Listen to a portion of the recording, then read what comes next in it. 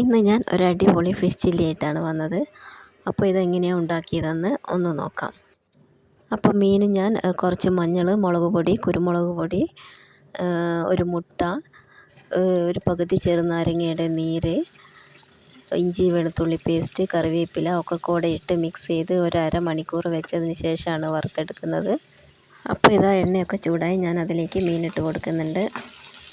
ദശക്കട്ടിയുള്ള ഏത് മീൻ വേണമെങ്കിലും ഇങ്ങനെ ചെയ്തെടുക്കാൻ പറ്റും. നല്ല ടേസ്റ്റാണ്. എൻ്റെ വീഡിയോ ആദ്യമായിട്ട് ആരെങ്കിലും കാണുന്നുണ്ടെങ്കിൽ ഒന്ന് സബ്സ്ക്രൈബ് ചെയ്ത് സപ്പോർട്ട് ചെയ്യണേ. അപ്പോൾ മീനൊക്കെ ഏകദേശം ഫ്രൈ ആയി വരുന്നുണ്ട്. വീഡിയോ കാണുന്നവർ മുഴുവനായിട്ടും വീഡിയോ കാണണേ. അപ്പോൾ നമ്മുടെ മീൻ നന്നായിട്ട് ഫ്രൈ ആയി വന്നിട്ടുണ്ട്. ഞാനത് വേറൊരു പ്ലേറ്റിലേക്ക് മാറ്റി കൊടുത്തു.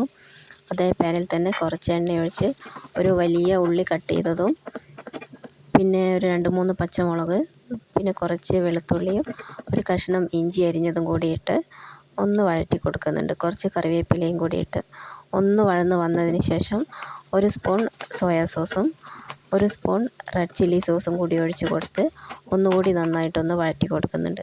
ഇനി അതിലേക്ക് വറുത്ത് മാറ്റി വെച്ചിരിക്കുന്ന മീനിട്ട് കൊടുക്കാം. ഒന്ന് നന്നായിട്ടൊന്ന് മിക്സ് ചെയ്ത് കൊടുക്കാം. അപ്പോൾ നമ്മുടെ ഫിഷ് ചില്ലി ഇവിടെ റെഡിയായി. എല്ലാവരും ഒന്ന് ഉണ്ടാക്കി നോക്കണം. നല്ല രുചിയാണ്. എൻ്റെ വീഡിയോ കണ്ട് ഇഷ്ടമായാൽ ലൈക്ക് ചെയ്യണം, ഷെയറും ചെയ്യണേ.